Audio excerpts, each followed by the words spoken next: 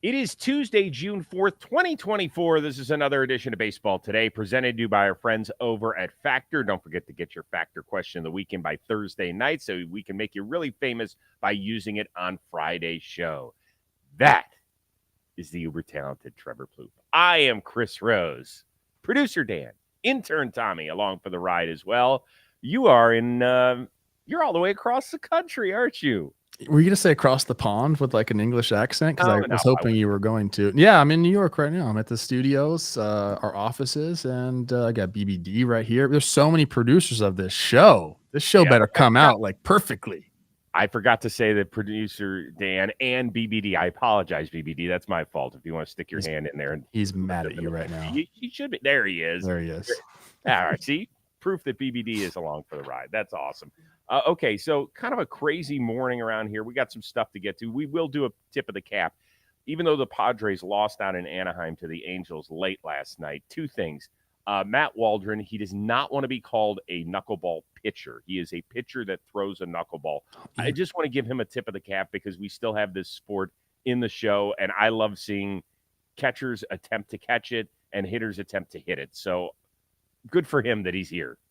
Yeah, no, it's awesome. He's actually pitched really well, and he throws it 37% of the time, four-seamer 23%, sweeper 18%, sinker 50%. Like this guy he's a pitcher that has a knuckleball. And I would want every day of the week would rather face a guy that throws 90% knuckleballs than this. Like this is the nightmare for me. I don't like when guys mix up their pitches that much and have a knuckleball. That's not like knuckleballers, Tim Wakefield. Those are like quote unquote off days where it's like just backyard baseball, go up there and see what the heck you can do with it. This is a whole different animal.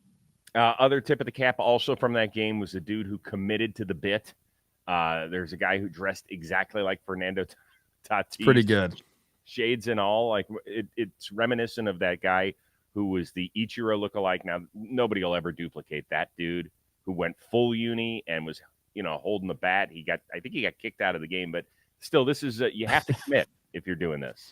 I like it. I like this is great. I like when guys dress up as umpires and go behind the plate. Like that's the fun part of baseball. Mm-hmm. Good work. All right. As I mentioned, a lot to get to in part because of what happened early on Tuesday morning. And we'll get to the Rhys Hoskins feel-good story in his return to Philadelphia momentarily. But first, big news, and this had been rumored yesterday. It came down on Tuesday that Major League Baseball has banned San Diego Padres infielder Tucupita Marcano for life for gambling. And then 3 others have also been suspended for a year. That includes the Padres' Jay Groom. He's a former first-round pick of Boston's, probably best known for being involved in the Hosmer trade. The Phillies' Jose Rodriguez. The Diamondbacks' Andrew Salfrank, who pitched in the World Series for the D-backs a year ago, a left-hander. And the Athletics reliever Michael Kelly, who actually just pitched over the weekend. All those people were suspended for 1 year for betting. We don't need to get into all the details. The biggest news, obviously, there is Marcano, who won less than 5% of his 231 Major League Baseball bets. A lot of this happened when he was in the Pirates organization and on the injured list. Plouffe, the reason I sit here and shake my head, there's a lot of people involved in Major League Baseball who gamble. You can't gamble on the sport. How hard is that to wrap your head around? It's not hard to wrap your head around at all. I was talking to you before the show. I mean, that is like the one thing they do in every single spring training locker room that's the same. They have somebody important come out, so you pay attention, usually like an assistant GM or something like that, will come out and read the rule. It's like the only rule they read to you. So like you can't do it. It's like it's been going on for forever. So yeah, I think that's surprising. Did you say he won 5% of his bets? Is that what you said to me? He won less, 4.3%. So I mean, what are we doing here? Can't you luck into? Can't you just flip a coin and be better than that? I mean, seriously, was Ipe his translator or something? What my goodness! People ask me that all the time. Like, hey, like, what do you got? Like, I'm like, a lot of people use different books. They ask me stuff. I'm like, listen, number one, I'm not going to give anything to you. Number two, I'm bad at it. Like, I'll think something is going to happen in a game, and a lot of times it just doesn't happen. Baseball is very hard to bet on anyway. There's 3 points I'd like to say before we probably put this one to bed. Number one, don't bring up the eBay stuff and the Shohei stuff. Like, you're going to waste your breath. Like, there was an investigation. You can believe whatever you want to believe that Shohei knew, didn't know. It doesn't matter. That stuff's not going to change based on today's release of the news. The other big thing is the Pete Rose stuff. You got to stop with that. I mean, What's the Pete Rose stuff? Like people want him to be in the hall, so like let him go. Yeah. I mean, finally, when Pete Rose admitted to gambling on the sport was when he came out with a book. So, you know, that's it's not going to happen anytime soon. Once again, you can believe anything you want to believe.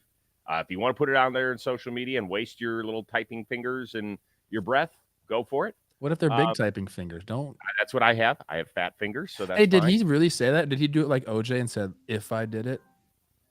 No. He came out in a book. He came out in a book and wrote about it. And Okay. So yeah, he came out publicly.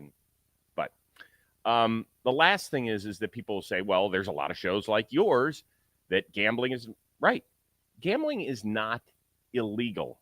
There are rules and stipulations. If you are a Major League Baseball player, you are allowed to gamble on, say, the NBA Finals, on the NFL. You just can't gamble on the sport you're playing in. The rules are fairly simple. So we're not saying take away gambling forever. What we're saying is whatever rules apply to you, there are rules that apply to me as an NFL employee that don't apply to you. And if I don't like it, then I can go leave the NFL. So let's just calm down. There's rules for everything. We're calm, Chris. Yeah, We're that's all. We're cool. But this is sad because guys are throwing away, in some cases, their livelihoods. I mean, Andrew Salfrank, Michael Kelly, those guys both had, certainly Michael Kelly, he was scheduled to make almost $800,000 this year. He was pitching well for the A's. Tough. And now, based on a few little stupid bets, he's throwing that away, and who knows what that's going to have on his future. I honestly, like, I'm getting caught up on all of this, so this is my live reaction. They were betting on baseball specifically. Yeah, that's why you get in trouble. Yeah. I mean, more and more stuff I'm sure will come out eventually. But also, like, for a guy like Kelly, he did this while he was a member of the Astros organization. Like, the team's not allowed to say a lot of this stuff. Sure. And we'll see what happens. Now let's get to the feel-good story. Rhys Hoskins spent years in Philadelphia, slamming his bat in the playoffs, being part of the heart and soul of that franchise, resurrecting it to a World Series contender. Last year, obviously, didn't play because of the torn ACL at the end of spring training. He returned in a Milwaukee Brewers uniform, and boy, was it heartfelt. Rhys Hoskins!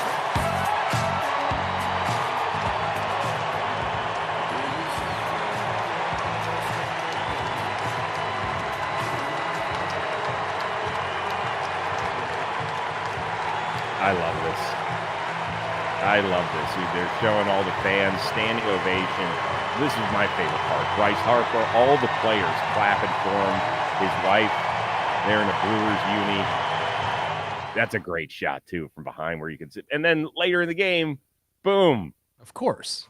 Yeah, he takes Wheeler deep. He had a stolen base against his good buddy, JT Realmuto, and then later on in that frame got thrown out at the plate, and Realmuto gave him a little pat on the butt, the whole bit. So he had a ton of emotions there last night.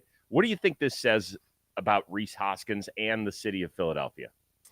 Well, Rhys is just an all-time great guy, great teammate. I was so adamant, like, whoever got Rhys this offseason was going to be way better for it. And obviously the Brew Crew understood the assignment and went out and got this guy. But yeah, I mean, I think fan base is really, first of all, he came up and lit the world on fire. So he, adored himself to the fan base right away. But I think guys fan bases like when a guy is there prior to success, stays through and sees the success through. Like, I think like a Ryan Mountcastle, like, is probably going to get some of that with the Orioles as well. Like, Rhys was there in lean years, and then he was there in the good years too. So yeah, he's just, and Philadelphia's fans have really shown me over the last couple of years just how good I think they've shown everybody in the world of baseball how good they are. And, a lot of that is based on success. When your team's going well, like the stadium is full, it looks great, but they, with the with the Trey Turner standing ovation, with the way they handle the Alec Boehm situation, like time and time again, they've just shown like they kind of like understand the game and they have feel. How many times we talk about feel on this show? Philadelphia fans have it for sure. It was really cool to see. And like the whole like him and JT, the butt slap thing, that's just dudes being dudes. I loved every moment of that. Yeah, it was a great night. It was a lot of fun. It was great to see his wife, Jamie. They did a ton for that city, right? They did. They Charity- moved there. Like they were part of the city. Yeah, which is cool. charity-wise. And then you remember hearing the stories during the playoff run a couple years ago where his wife is buying beer for sections of fans out there. I mean, that alone, forget about the charitable work you're doing. Smart. That alone will best. endear you to the city forever. It also, let's be honest here, it was a perfect sort of scenario. Rhys Hoskins, not only did he endear himself to the city and the team with the way he played and his emotion and all that sort of stuff, they left him. The team left. There wasn't a spot for him to play, right? Bryce Harper was going to be their first baseman. He's coming off a year where he couldn't contribute because of an injury. He did not go to an arch rival, a la Craig Counsell. He really didn't leave via free agency to go chase bigger money. Like none of that stuff happened. So there isn't any ill will. Now, if it had happened where the Phillies still wanted him and he took bigger dollars somewhere else and ended up with the Mets or the Braves, it's probably a little different than last night. But the Brewers are so far, even though they're a very, very good team and a great organization, they're way down Phillies' hate list. Like they hate the for Braves. now, Chris. For now. But they hate the Braves. They hate the Mets. They hate the Dodgers. The city hates the Cowboys, the Giants, the Commanders. They hate all of these people. Santa Claus. People would say Santa Claus still. I don't. Some people is on that list way before you even start thinking about the Milwaukee Brewers. So all of this was perfect, but that should not take away from the fact that Philly fan is a lot smarter than I think some of the sports public gives them credit for, and they're more endearing and heartfelt than I think even their public persona puts out there. I mean, they're passionate, that's for sure. I think, this was a great moment for Rhys, and like everyone kind of got their cheeriness out. Now, these two teams, I hope, are going to meet in the playoffs, and it's going to be a completely different situation. And I can't wait for that. Yeah. So it was a great time. Very cool to watch. And we'll see what happens tonight. I thought the best part was that they started booing him when he was circling the bases after the home run. But in between third and home, you really heard like a ton of cheers. Like that happens when you're winning the game. If that had made it 1-0 Brewers, I'm not so sure we get that reaction, but we got the perfect reaction. I thought it was great, and it was really, really cool to see. All right, two really good series involving the top three teams in the AL Central. You got Kansas City and Cleveland as they square off for the first time this year, 9 weeks into the season. Twins will get Royce Lewis back tonight when the Trevor Plouffians are in the boogie down to take on the best team in baseball, the New York Yankees. Guardians lead the Royals by 4 and the Twins by 6. Plouffe, how many teams will be in contention with a week to go in the season? I think all three of those teams will be in contention. I really do. I don't see any. I mean, there are some things you can point to for each team that say, okay, well, the Guardians and the Royals have just hit with runners in scoring position, and that's going to come down, to earth a little bit, which is probably true. But I believe that's not enough for them to fall out of contention. I think these are three really good ball clubs. The Twins are getting Royce Lewis back tonight. They have to make some roster decisions. Like they have a brimming group of players at like the AAA level that are ready to come up. Like they're going to have some real roster decisions soon, which I think is going to be good for them. I fully believe that the Twins will be there, and I think I at least hope they'll be aggressive at the trade deadline for some things that they need. So I think they're going to be there. I think Kansas City really sees this as like. I don't think they're going to treat it as, man, like we're playing better than we are. I think they really believe in this team and they believe in the guys they have. If Sal Perez continues to kind of be the guy that he's been this season, I think he's probably like the biggest reason. And you could talk about the pitching staff. You can talk about Bobby Witt Jr. and what he's doing, defense, base running, all that stuff. But to me, like Sal Perez performing at like an MVP level is like doesn't get talked about enough. So he's just a stud. I think all three of these teams are going to be there. I know that you believe in the Guardians as well. Yeah, I think all three will be there. I do think that a lot of that is there's going to be pressure on all three of these front offices to kind of fix what ails them. Because I also think that they believe that outside of the Yankees and the Orioles, that, we'll talk about the Astros in a second, but who's the third best team in the American League? You can make an argument it can come from the Central, and that, for the first time in a while, it feels like the American League Central, it's not like, oh, okay, and then there's the cute little kids from the Central. That's not the story here anymore. Yeah, and if I believe, I guess you can fact check me on this. I don't have it up in front of me, but I believe it's Yankees, Orioles, and then it's Guardians, Royals, Twins for best record in the AL. Well, let me bring that up here. I think I guess I can just go to it too, but that says something, man, because we're two full months into the season. We're kind of seeing what teams need, what they don't need, how their offseason pickups have been. This is about the time where you can start to think, all right, are we for real or not? And all three of these teams seem to be for real. It actually goes Yankees, Guardians, then Orioles, Royals, Twins, win percentage wise, just a smidge over the Seattle Mariners. So that's the way it sits right now. Here's the thing. So for the Royals, it is the pitching. So if Seth Lugo, who goes tonight and is going to be a tone setter in that series for Kansas City, they're hoping, if he and Brady Singer continue at the pace they're at, then Kansas City's got no problems. The thing they have to fix is the bullpen. Sure. And as we all know, come trade deadline time, even though there's a lot of competition, that is the area where you can fix. For Minnesota, I'll be interested to see how much of a difference Royce Lewis can make, right? I mean, the guy's barely played in his major league career. It was interesting. I was discussing with Josh, our oldest son, and I asked him this question. I wanted to see what his reaction was. He said, the Twins' downfall is they can't stay healthy. I said, but you know what? Buxton and Lewis are both going to be in the lineup tonight. Yep. He said, yeah, but they haven't been. I said, but you can't assume poor health. He goes, but you can, Dad. Like they haven't been healthy. And that's been a big, and he said their pitching hasn't been as good, which I would agree. I've been surprised actually by Duran coming out of the bullpen. For whatever reason, dude, he's given up some major home runs. It feels like on off-speed pitches, and he just hasn't been as good since he returned from that early season injury. The curveball hasn't been as sharp. I got to imagine he's going to can that and kind of just go with the fastball and the splinker. He'll be okay. I don't worry about him. I do think the Twins, the starting pitching is, I don't think it's as dominant as it needs to be. And Simeon Woods-Richardson has, improved a lot, and he's given them a lot of good starts there in the back end. That's been a nice welcome surprise. But I think they have a guy named David Festa who's at the AAA level who's really I think he's striking out 14 per 9. Like he looks like the real deal. I don't know when they're going to push that button, but I assume at some point, Paddock is already. We just talked about this on a show that I do for the Twins. Paddock's going to approach almost like an innings limit at some point. He hasn't thrown this many innings in a long time, so eventually he's going to have to take some sort of a break or they're going to have to piggyback. Something's going to happen with that. Like these rosters are going to take shape and change over the next, 2 or 3 months. But, going back to your original question, I think all three of these teams are going to be in the playoffs.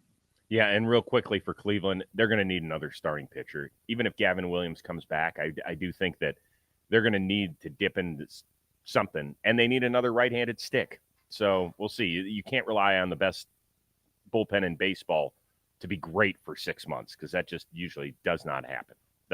But let's say this. The American League Central, no longer a laughing stock. 3 really, really good teams. Makes us feel good, doesn't it? Yes, it I don't know why it makes me and you feel good, but it does. I'll tell you what else makes us feel good. Ridge wallets. They're out with an exciting new product. You can get your Ridge signature wallet with your favorite MLB team logo on it. Like I've got my Guardians right here. Their officially licensed debut collection includes all 30 major league teams. Now, this is a great gift. Father's Day is right around the corner. So if you're looking for that someone special in your life, you say, oh, my God, they've got everything. I can tell you this as a father of 2 and as a loving husband. If Michelle and the boys got this for me for Father's Day, I'd be like, this is great. It holds up to 12 cards, plus it still has room for cash if you like to carry that around. Listen to this. That is solid, okay? That means nothing's happening to this bad boy. Okay, the only thing that could happen to it is that you're stupid and you leave it somewhere. But that's a you problem. Or your kids steal it from you. Okay, that definitely is a possibility. The wallets are so good. They have over 100,000 5-star reviews, durable material. Each wallet comes with a lifetime warranty. And if for some reason you don't love this bad boy after 99 days, send it back. There's no questions asked. But I haven't run across anybody who's like, yeah, that Ridge wallet, it sucks, so I had to send it back on day 97. Haven't heard it. Head on over to ridge.com/johnboy to snag yours today. They're offering markdowns up to 30% off for Father's Day. Go get it now. Ridge.com/johnboy. All right, we continue on. The Astros take the first of a series against St. Louis. They had a come-from-behind win in the late going. I got to tell you, man, Bregman's been swinging it, man. He's been doing it in his last 7 games. Now, both teams are still under 500. Both are 7 games out of their respective divisions. But these are both veteran-laden teams. Are one, both, or neither World Series contenders? And if they're not World Series contenders, shouldn't they get rid of a bunch of dudes at the trade deadline? Well, this is a kind of a loaded question, to be honest with you. As we sit here right now, I don't think either of them are real World Series contenders. That could change. Like you almost want to give the benefit of the doubt to the Astros because they've just been there every single year, right? 7 straight ALCS appearances.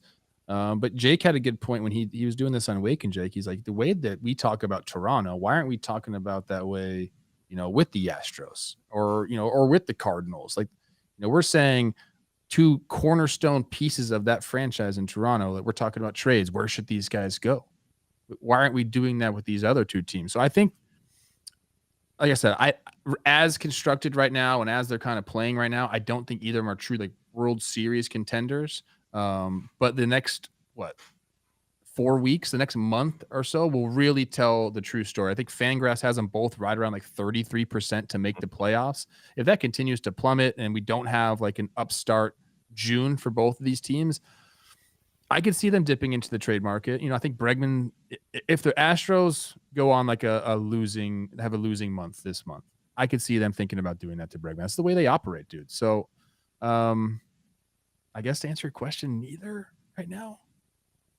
Yeah, for the first time in I don't know how long, I can't say that the Astros are. Could they get into the playoffs? I want to say that, right? It feels dirty saying, no, the Astros aren't a World Series contender, but they really haven't done enough. Question. How far down the list do you have to get before you say, the Astros are the Xth best team in the American League? Obviously, it goes Yankees, probably Orioles, then you could throw in Cleveland. But in 2 weeks, 3 weeks, we could be saying they're the 3rd best team in the AL, right? But I'm saying June 4th. Yes. They're down the list. It even makes the top half of the American League. I could see them in the top half. I could see them top 10. I could. Well, top 10 is top 2/3. There's only 15 teams in the American League. So do you have true. Great math by me right there. Yeah. Do you have them 8th or better? Do you have them 7th or better? I think they're right around there. I think they are. They haven't played to that Rangers, potential yet. They better than the Rangers right now today, based on today's 26-man roster. Are they better? They're on the same tier to me. That's about where I put them. Yeah. So I would definitely put 2 teams from the AL East, 3 teams from the American League Central, and possibly Detroit as a 4th team. Definitely Seattle. And probably Texas. So I think that they'll probably 8 today. I just haven't seen the consistency. I think they went 15-12 in the month of May. Okay, that's okay. Kyle Tucker needs to be okay. I know the x-rays were negative on his shin. He fouled the ball off his shin last night. They say he's day-to-day, but, they need everybody collectively to, kind of step it up. So I don't think that the Astros are going to trade because I do think they have the ability to at least, first of all, that division, nobody's run away and hid. The Mariners haven't gotten to 39 wins. They have 34. So that's kind of helped with the decision-making process for Dana Brown. The other thing is Dana Brown, their GM, came out yesterday and said, I'm doubling down. I said this a few weeks ago. We are not trading. Let me take that back on Bregman because I did say Bregman could be gone. I think they'd rather keep him and issue him a qualifying offer. Yeah, so I take that back about Bregman. And remember where Dana Brown's roots are. Atlanta. What happened with them in 2021? They stunk until August. The division did not pull away from them. They finally got over 500. They finally took the lead, and they ran all the way to the title with it. So that's in the back of his brain. In fact, I think it's on the front of his brain, to be honest with you. I think that's a big story. Now, for St. Louis, which we haven't talked about much, I think they got to be honest with themselves. That's a hard thing to do in the sport, particularly when you've built up a team, in your opinion, that can compete. The nice thing for them, there's nobody in between themselves and the Brewers. Like it's them. They don't have to leapfrog 3 other teams to get to the top, but they're okay. Yeah, all right. Yeah, I think they've gotten better. They've put together a nice little run to kind of get back to 500 and in contention. And again, like I think we're at the point now where we know what kind of teams we have, but really to make those decisions about whether we're going to go out and add or subtract, like the month of June probably is that time. So we're right at it right now, and I know guys, like if you're in the clubhouse, you understand that as well. Like we have to give the front office a reason for them to go add. If we just play 500 baseball during the month of June, there's no way you say, okay, let's go add. This is the team. Like you got to go out and do it on the field. You can't always rely on the front office just to be like, all right, gung ho, let's go get guys. So you have to show them on the field. They've just been 13-13 in April, 13-12 in May. Like you need to be a little bit better than that to force the front office's hand. All right, guys, I want you to be the most stylish member of your crew this summer, and you can get that done with our friends from Cuts. Most guys, they wear a T-shirt every day of their lives if they could. The problem is that most T-shirts, they're not acceptable to wear at work or if you're going out on date night or whatever it is. Well, today's sponsor, Cuts, has really changed that. Cuts T-shirts, they're high quality, they're wrinkle-free, they're buttery soft, and no joke there because I am really sensitive with what I wear, and if there's a little bit of stiffness in the shirt, I'm like, I'm not wearing this. It's out. It'll make me start sweating and the whole bit. It gets ugly. So these things are soft. They look great. They have you feel like you're dressing up even when you're dressing down. And for a limited time, you can save money while redefining the dress code by heading to Cuts. That is CUTSclothing.com and use the code today for 20% off. The stuff is super comfortable. Plouffe, I know that you wore it in Vegas recently, and everybody was like, damn, Trev, you look good. I looked really good. That was a great outfit for me. And I've been around Cuts quite some time. And when they originally came out, they had like a scalloped cut to it. And I wasn't super into it. The material was great, but it just didn't seem like something I would wear. And now they have all sorts of cuts, if you will. And the stuff they sent me is like, it's awesome. And I don't know. I told Dan to put the dang picture up for us so we could see it. Hey, don't call him out like that. He's a busy guy today. Oh, gosh. All right, so here's the deal. Embrace the summer state of mind with Cuts. For a limited time, our listeners, as I mentioned, 20% off the entire order. Use the code today at checkout. 20% off your order at cutsclothing.com. Promo code is today. Please support our show. Tell them that we sent you. Experience the perfect blend of style and comfort with Cuts Clothing. That is seriously? Really? He feels like a teddy bear right now. Oh my God, that's Chris Rose, man. I love you on BattleBots. Oh, cute. I wish we still had that show. Just damn writer's strike. Damn right. I love you guys. Baseball today. It's the best show. It's the best show that we do. Neighbors is leaving talking baseball. He's working for us now. Holy smokes. That was adorable. By the way, he's growing his hair out, that story, Ollie. I don't know what's going on. I told him, I said, it looks good now, but we're getting to the point where you got to make a decision on it. Yeah. It's kind of like the Cardinal season. We need a different kind of cuts there, I do think. Yeah.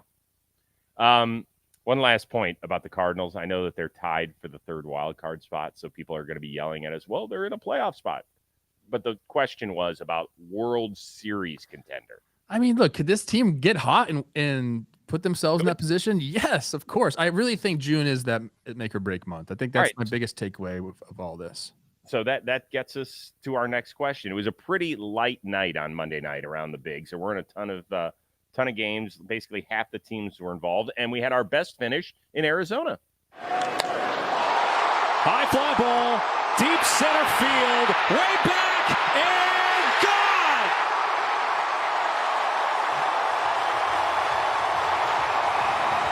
Pinch hits, walk-off, Diamondbacks win! Pretty good night for Pavin Smith and the D-backs. Another terrible night for the San Francisco Giants, and in particular their bullpen. So now we're at the beginning of June. Give me a team that's about to step on the gas, gets it going for the next month after just kind of trudging along the first 9 weeks of the season. Let's do this one quickly. I was going to say the Astros, but since we already talked about it, I'll give you a different one. I think the Padres might go. Now you're saying, well, didn't they just lose 2 starting pitchers? Mm-hmm. Yes. Hopefully Yu Darvish won't be out too long. They did just bring up, we talked yesterday about them bringing up a couple guys who they've already had up, but they're bringing up Adam. I don't know how to say this last name. Mazur, one of their top prospects. Yeah, I think it might be Mazur, but Mazur. We're going to know you soon, dude. Okay. I think sometimes when you have injuries like they just sustained with those 2 starting pitchers, you can use it as like a rallying cry, if you will.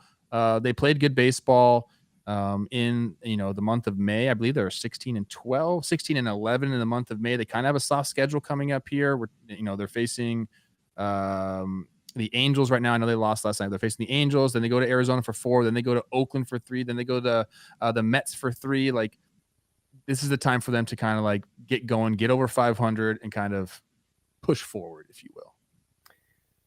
Cincinnati Reds, I can't quit you. I should. I like that. But I can't. They've won 2 of their last 3 series. That included a sweep at home against the LA Dodgers. They are currently 6 under 500. They are currently 9 back of the Brewers. They are dead last in the National League Central. So I am really kind of sticking my neck out for you. Are. And I would have expected this team to be so much better based on its starting pitching performance. It was the main question going into this year. And instead it's been, where the hell has the offense been? Well, I am hoping, and I know that last night's game was played at Coors Field, but I am hoping that last night, where they put up a season-high 13 runs and at a season-high in hits, will unlock something about this team. Now, I know that they're still missing a couple of key guys that they thought that they were going to have at the very beginning when they reported to spring training. But you know what? I'm going to put some numbers on this. Okay. I think that they are going to make up 4.5 games over the next 6 weeks. Okay. At worst, they're going to be 5 games back of whomever is leading the Central, and I guess it'll probably be the Brewers. Why? Because I'm going to go on last year's history. You remember what happened exactly a year ago? They went on a heater, and they were the talk of baseball. They went on a 12-game winning streak.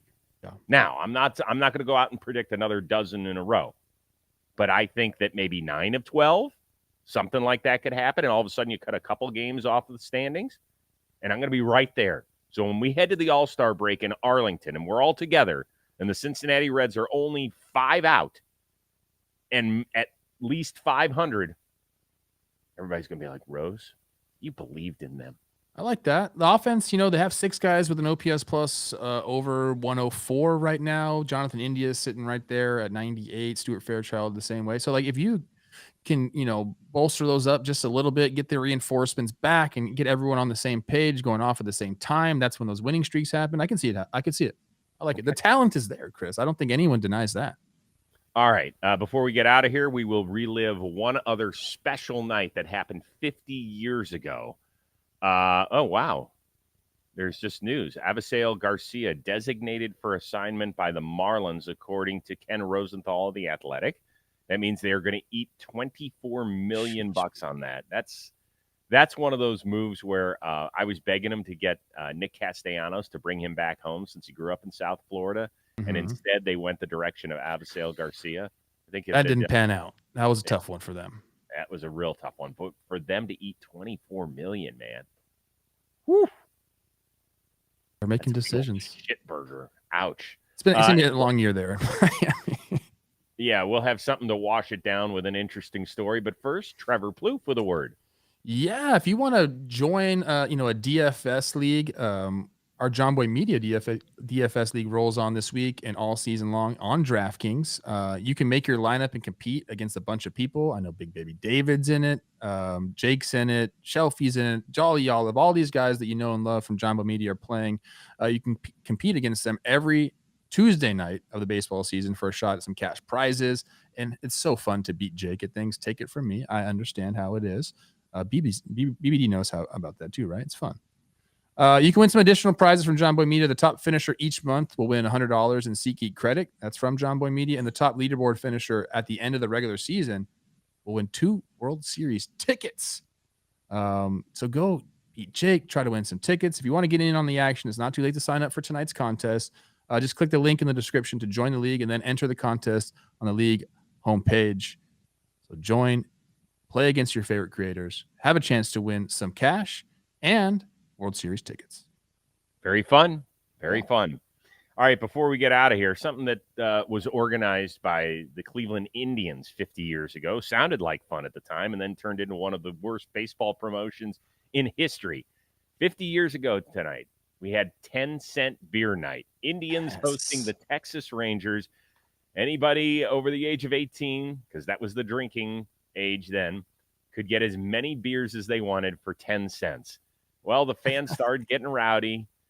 Actually, there were times where they would head to the beer stand, like one of those beer trucks, and there's stories that a couple of the ladies who were working in there, they were so overwhelmed, they were like, fuck it, we're out. And they just left the beer stand. So people were like under the tap, down in it. People were hammered. They get to the 9th inning, and people started running on the field while the Rangers were in the field.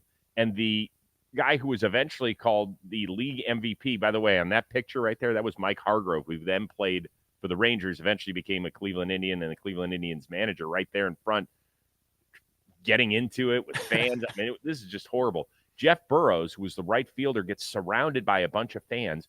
Billy Martin, then the manager of the Texas Rangers, turns to his players and says, fuck it, grab a bat, we're going out there.